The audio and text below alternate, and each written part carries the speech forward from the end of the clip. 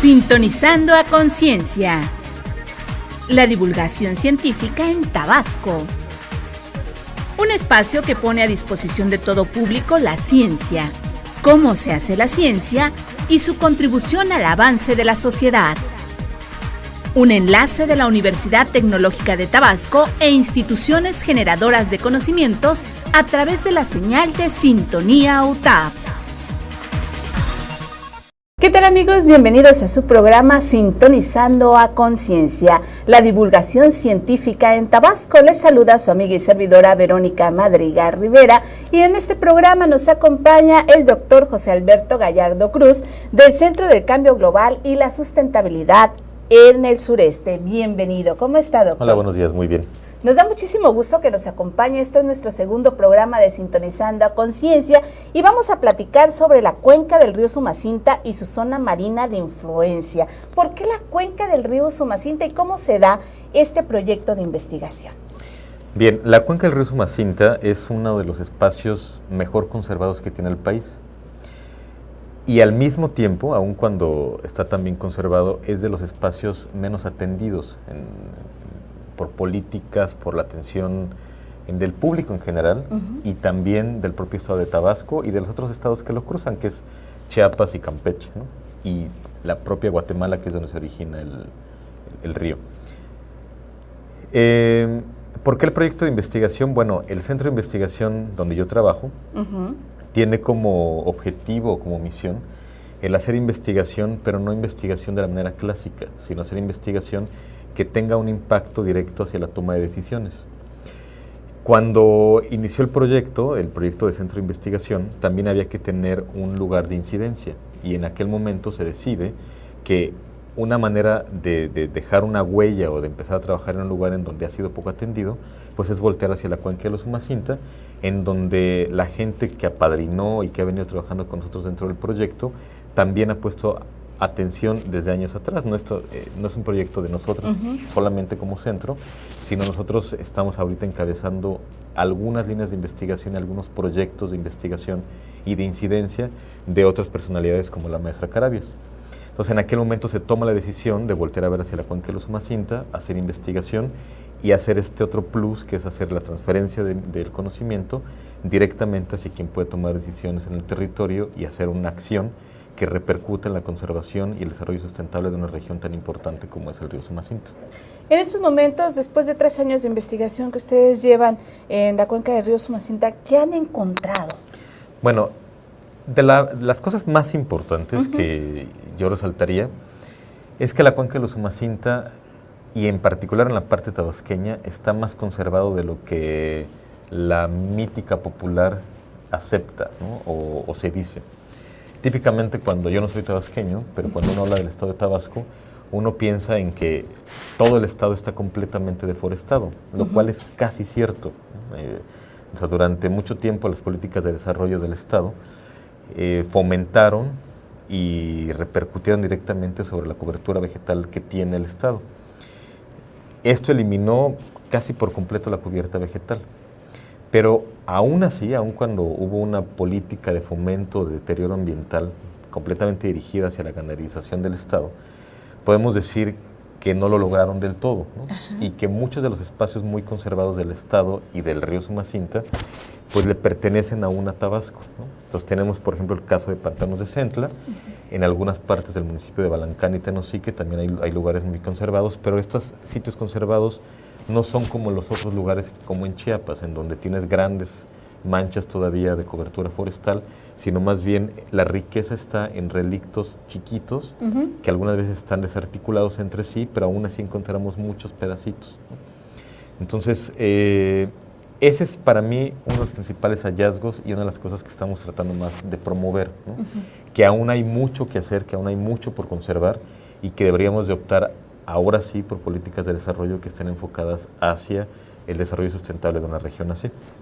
En la cuenca de los Sumacinta, dentro de la información que usted nos compartió amablemente, dice que hay 53 especies de anfibios, 120 de reptiles, 524 de aves y 169 de mamíferos. ¿Qué podemos hacer como ciudadanos comunes y corrientes para seguir conservando todas estas especies?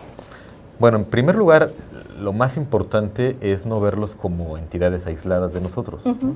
Que ese es un error que normalmente se comete, el hecho de que uno diga, tenemos una enorme diversidad que a veces se numerifica, ¿no? Entonces decimos, tenemos 1000 especies. Estos números son números conservadores porque es lo que apenas conocemos. Gran parte de la biodiversidad del país aún está por descubrirse, pero siempre lo vemos como una cosa alejada, ¿no? Sí. Y en el mejor de los casos lo vemos como una curiosidad de un zoológico. Y nos vemos muy aislados de lo que representa para nosotros la existencia de esta diversidad. Actualmente la atención está muy puesta hacia temas como el cambio climático, el cambio global, ¿no? Dentro de lo cual la pérdida de biodiversidad es un eje crucial, porque el hecho de que exista biodiversidad dentro de un estado le permite a todos los ecosistemas, le permite al funcionamiento climático, al funcionamiento de los sistemas hídricos, al funcionamiento de la sociedad, al funcionamiento económico, permitir seguir adelante. Entonces, el punto número 1 es el reconocimiento de la importancia de que la biodiversidad es un eje esencial para la existencia de la humanidad, ¿no? Entonces, eso es lo más importante. Y a partir de ese reconocimiento, entonces empezar a tomar acciones que vayan más allá de considerar a esta biodiversidad como algo bonito, ¿no? Sino como algo fundamental. Normalmente estamos acostumbrados a ver a la biodiversidad como algo que uno puede explotar, ¿no? Y eso es un error porque lo que nos ha enseñado estos últimos años es que a medida que uno va disminuyendo la biodiversidad del planeta, la capacidad de respuesta que tenemos como humanos ante cualquier tipo de eventos como el cambio climático se va disminuyendo, porque la biodiversidad en su conjunto, no solamente en el número, sino las funciones que permiten a los ecosistemas funcionar, son lo que sirven como amortiguadores de lo que está ocurriendo de cambios dentro del planeta. Ya pasamos el hecho de la biodiversidad y que tenemos que ponernos todos de acuerdo y participar dentro de esto, como dice el doctor, no vernos como entes separados, sino como parte de un modelo, ¿no? Sí, de un sistema. De un sistema. Pero, ¿qué ocurre con el entorno social en la cuenca del Usumacinta? ¿Qué entorno social se encuentra ahí? Bueno, es un entorno bastante peculiar. ¿Por qué? Porque, bueno, de entrada, la civilización maya se origina en la cuenca del Usumacinta. Y muchas investigaciones recientes señalan que la cuenca del Usumacinta es en donde gran parte de la civilización maya dependía en las partes altas de la cuenca, ¿no? Entonces, culturalmente, bueno, este hecho se refleja mucho en la diversidad cultural, ¿no?, que tiene dentro de la cuenca. Entonces tenemos, no solamente hablando de la parte tabasqueña, sino también de la parte chiapaneca y la parte guatemalteca, tenemos una gran diversidad en la cultura que también es reflejo de la biodiversidad, ¿no? Normalmente cuando hay una gran diversidad biológica se refleja en cómo la gente ve ese medio. Entonces, hablando particularmente de la cuenca que le corresponde a Tabasco, tenemos que es un entorno que a comparación con otras regiones, incluso del país, está, como se dice normalmente, poco desarrollado, lo cual es una virtud, ¿no? Entonces hay muy pocas ciudades y las ciudades que hay son muy chiquitas. Tenemos un ambiente rural, pero como muy sano todavía, y una serie de comunidades que dependen del funcionamiento del sistema hídrico, ¿no? Si este equilibrio entre el dinamismo de la biodiversidad, el medio cultural y el medio hídrico se pierde, pues todo lo que está asociado a ello también se puede perder, ¿no? Y es un entorno bastante interesante.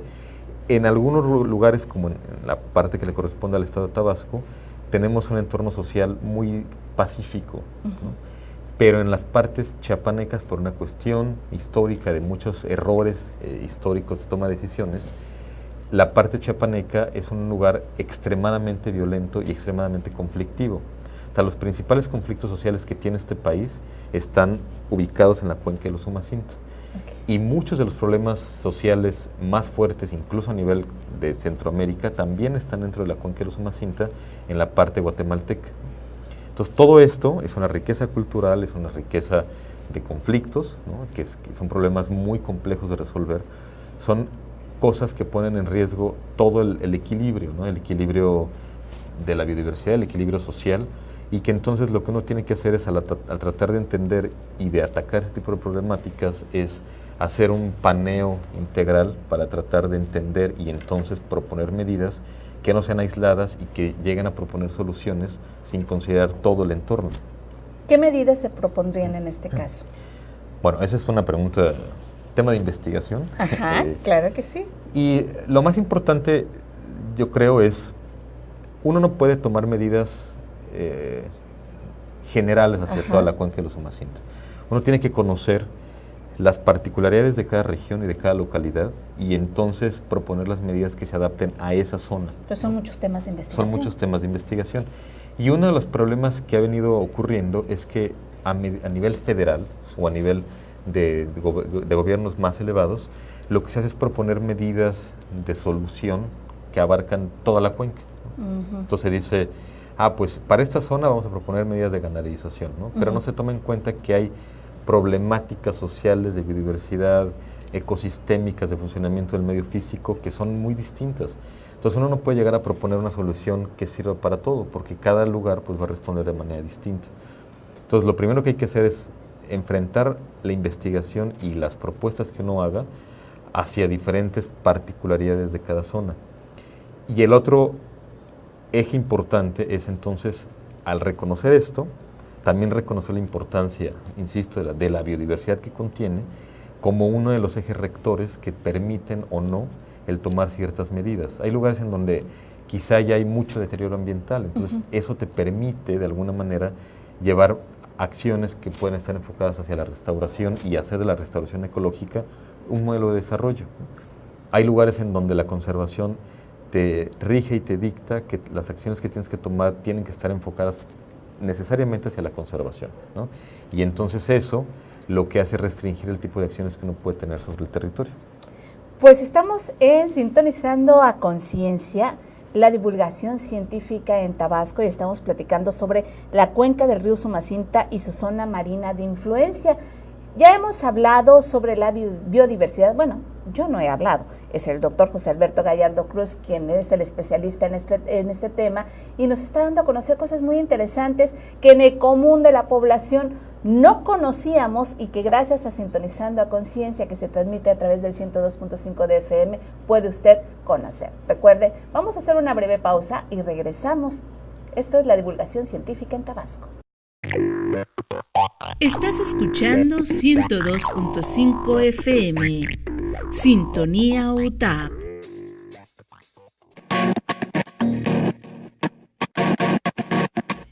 Ingeniería en Tecnologías de la Información. En esta carrera aprenderás a instalar y configurar equipos de redes y telecomunicaciones, desarrollar sistemas de información, diseño y elaboración de páginas web, así como también administrar y dar mantenimiento a infraestructuras de telecomunicaciones. Podrás desempeñarte profesionalmente en empresas públicas o privadas que requieran o utilicen infraestructura de telecomunicaciones, en áreas administrativas, mantenimiento y desarrollo de nuevos sistemas de información o creando tu propia empresa de servicios. TSU en Desarrollo de Negocios, área Mercadotecnia. En esta carrera aprenderás a realizar investigaciones de mercado, desarrollar planes estratégicos de mercadotecnia y campañas de ventas, implementar y evaluar el desempeño de las acciones de la empresa en ventas, compras, inventarios, proyectos de comercio, promoción y publicidad, así como también detectar oportunidades de negocios nacionales e internacionales. Podrás desempeñarte profesionalmente en áreas de ventas y servicios, mercadotecnia, promoción y publicidad, relaciones públicas, administración, comercio, investigación de mercado, servicio a clientes, consultor en el desarrollo de nuevas empresas, elaborando propuestas de inversión, puede ser empresario o asesor independiente para pequeñas y medianas empresas. Estás escuchando 102.5 FM, Sintonía UTAP. Gracias por continuar con nosotros en Sintonizando Conciencia. La divulgación científica en Tabasco. Nos acompaña el doctor José Alberto Gallardo Cruz del Centro del Cambio Global y la Sustentabilidad en el sureste. Y estamos hablando sobre la cuenca del río Sumacinta y su zona marina de influencia. Doctor, ¿cuál es la vulnerabilidad de la cuenca del río Sumacinta? Bueno, una de sus vulnerabilidades más importantes es la vulnerabilidad social. De hecho, en el marco regulatorio internacional de lo que se considera vulnerabilidad, el eje central es la vulnerabilidad social, ¿no? ¿Y por qué es que es vulnerable algo? ¿Por qué algo puede ser vulnerable? Pues porque está en riesgo y hay una serie de riesgos que afectan o que pueden afectar a la población que vive ahí. Si zonificamos a la cuenca del Usumacinta en diferentes regiones, podemos ver que, no sé, la población costera y la población que depende directamente de los recursos que están en la costa, pues es vulnerable a factores como el incremento del nivel del mar, ¿no? Entonces hay regiones en este estado, en la parte en particular de la cuenca del Usumacinta, en donde el avance del nivel del mar está poniendo en riesgo a las comunidades que viven en la costa, ¿no? No pertenecen, este ejemplo que voy a dar a la cuenca del río Usumacinta, pero por dar un ejemplo, cerca de la laguna de Machona, cerca en Paraíso, hay sectores en donde se han perdido 37, 50 metros de costa en los últimos 5 o 6 años. O sea, para que se den una idea de eso, es como si pusiéramos 10, 15 carros uno frente al otro, lo que ha avanzado el mar, ¿no? Wow. Entonces, para que nos demos una idea de la vulnerabilidad que puede tener la población que habita en estas regiones. Otro factor de vulnerabilidad puede ser la pérdida de suelos, que está favorecida por las malas prácticas agrícolas, ¿no? Entonces, cuando en el estado se implementaron políticas de ganaderización, se perdió mucha la cobertura forestal que tiene el estado y eso ha favorecido muchísimo la erosión. Y la erosión, pues, es la pérdida del suelo que fomenta el hecho de que se disminuya la capacidad de producción. Entonces tenemos muchísimo suelo perdiéndose en los ríos que acaba en la costa. Otro factor que puede poner en vulnerabilidad y en riesgo es la contaminación, ¿no? La contaminación por factores químicos externos a lo que normalmente está en los cuerpos hídricos, y esto es otro factor de vulnerabilidad que puede incidir en la salud humana, ¿no? Podemos ir avanzando así región por región. Otro factor de vulnerabilidad en la parte chiapaneca, insisto, es todo lo que tiene que ver con los conflictos sociales, que muchos de ellos fueron generados por malas políticas de repartición de las tierras, y eso genera inestabilidad social, lo cual hace muy vulnerable a la población de ahí, que al mismo tiempo es extremadamente vulnerable porque es una de las regiones más pobres que tiene el país. Entonces, si sumamos todas estas piezas del rompecabezas, y en el lenguaje normal, cotidiano, lo que uno entiende por vulnerabilidad, cuando uno es susceptible a cierto tipo de cosas, sumamos todo esto y nos damos cuenta que la cuenca del Usumacinta es extremadamente vulnerable, ya como está ahorita. Y si a eso le sumamos los factores de vulnerabilidad asociados al cambio climático, esta ecuación pues se nos multiplica. Es como si la multiplicáramos por un factor de 10 o de 1000, ¿no? Donde esta cuenca, de acuerdo con los modelos climáticos, puede llegar a incrementar la cantidad de lluvia, la temperatura de la región, lo cual hace que puedan incrementar las sequías o pueda incrementar la cantidad de agua que incide, y entonces incrementa la erosión, y todo esto pues incrementa el riesgo, incrementa la vulnerabilidad de la población. Está bastante difícil el caso, ¿no? Sí. Por eso es que es urgente, ¿no? El que uno voltee a ver a una región así, porque al mismo tiempo, aun cuando es muy vulnerable, insistimos mucho en que hay mucho que hacer, ¿no? O sea, no es un caso perdido, pero son esos casos en los cuales es como cuando uno está enfermo, ¿no? Pero no es un paciente terminal. O sea, uno sabe que uno puede hacer cosas y que estamos aún a tiempo de hacer cosas. Pero tampoco es que nos quede mucho tiempo, ¿no? Y no solamente por la cuenca del Usumacinta, en el mundo en general están ocurriendo cambios que muy poca parte de la población a nivel mundial está poniendo atención. Ya se está sonando, ya el tema de cambio climático no es un tema ya tan ajeno a la población, pero no se está poniendo atención y aún se sigue viendo como un tema lejano, como que no nos corresponde, ¿no? Y sí es un tema complicado, es un tema extremadamente complejo y que está incidiendo en todos los territorios y en todas las zonas del planeta. Y lo estamos viviendo aquí en Tabasco, pero grandemente, ¿no? Sí. definitivamente. Doctor, ¿cómo es lo de la cuenca del río Sumacinta y el cumplimiento de los acuerdos de México ante la COP21? Bueno, México, primero les cuento un poquito más de historia, ¿no?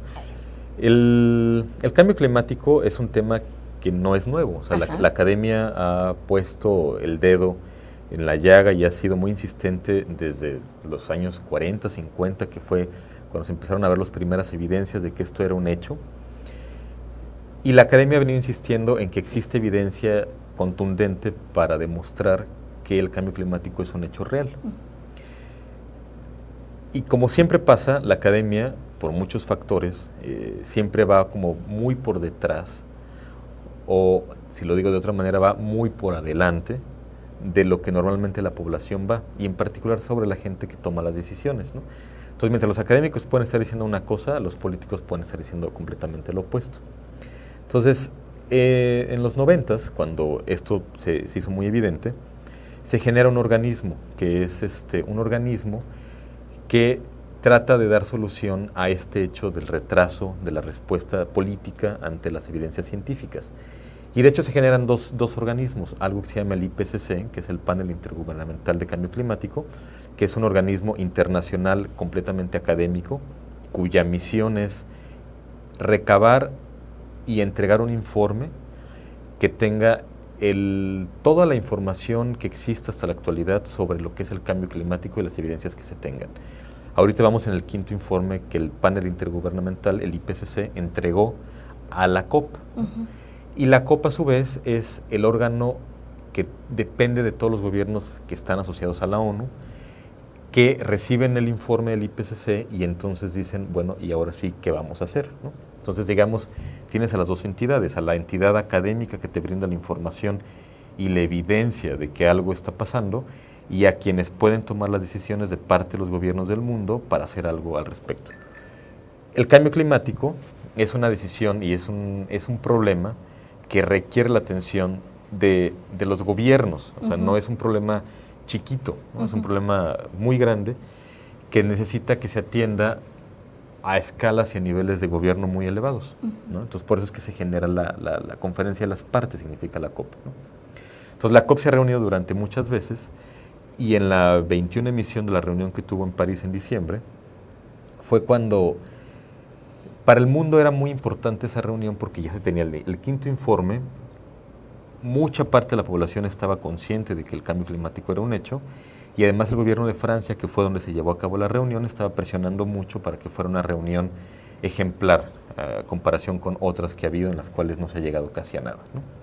Entonces, en esta COP, que fue emblemática y fue muy importante a nivel mundial, México hizo una serie de compromisos en las que se compromete a hacer acciones que realmente incidan sobre las emisiones que son las que generan el cambio climático a nivel mundial, y en particular sobre lo que México emite como de dióxido de carbono, y que son las que inciden sobre el cambio climático, ¿no? Entonces, esta breve introducción lo que da pie es, entonces México se compromete a una serie de acciones. ¿Qué tipo de acciones son? Son acciones que disminuyan la cantidad de emisiones que como país emitimos y contribuimos al cambio climático.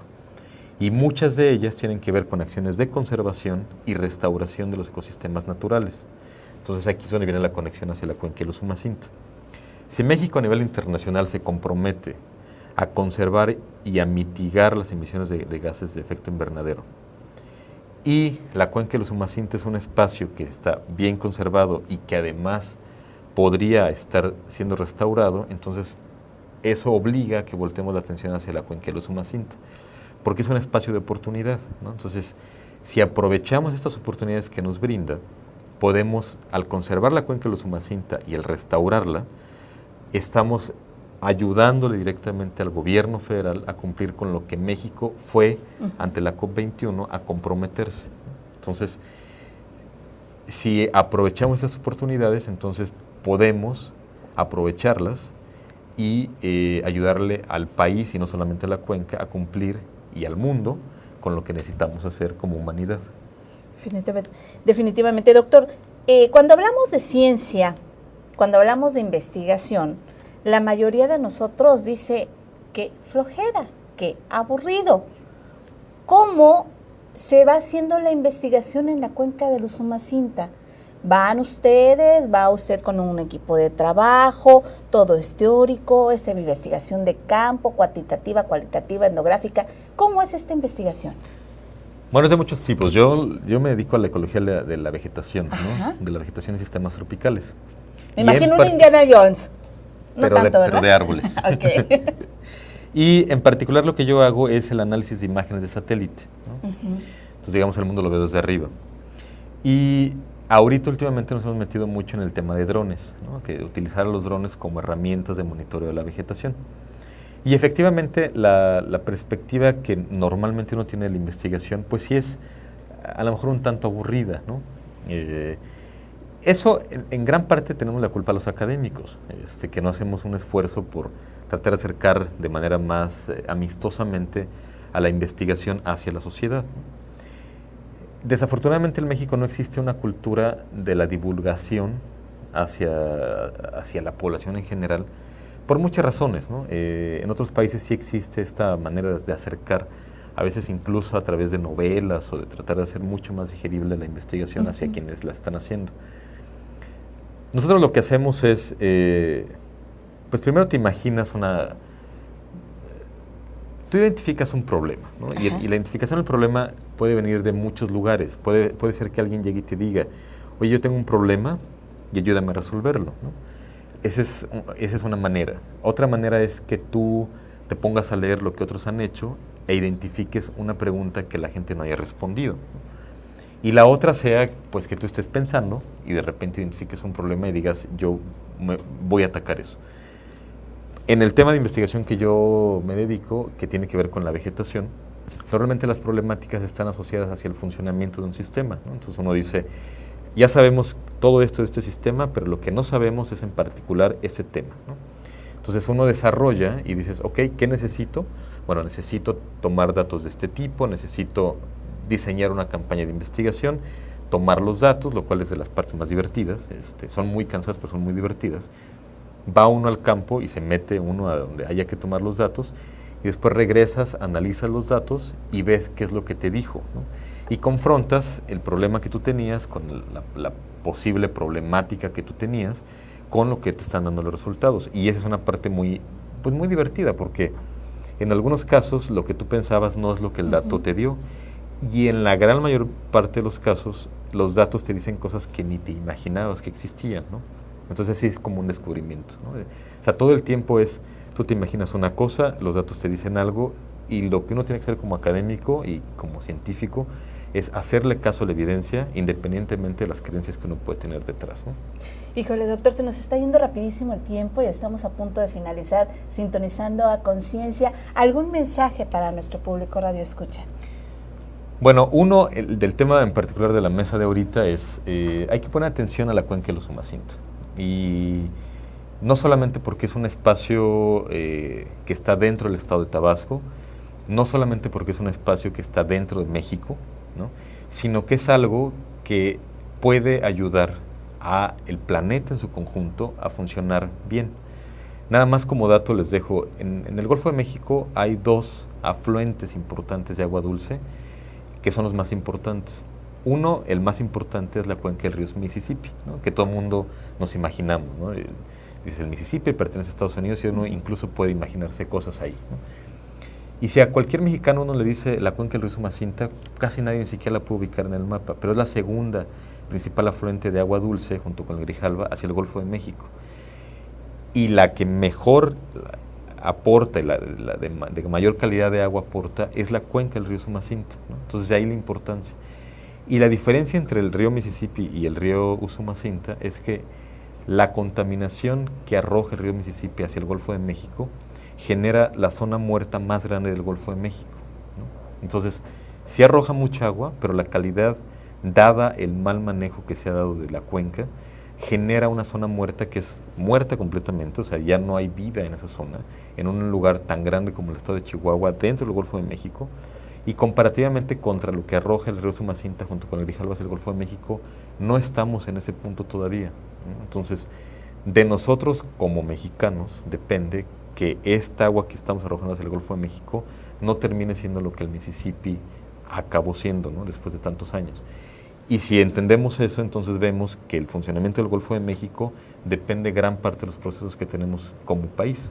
Entonces es importante que lo entendamos y que entonces decidamos tomar acciones en el asunto.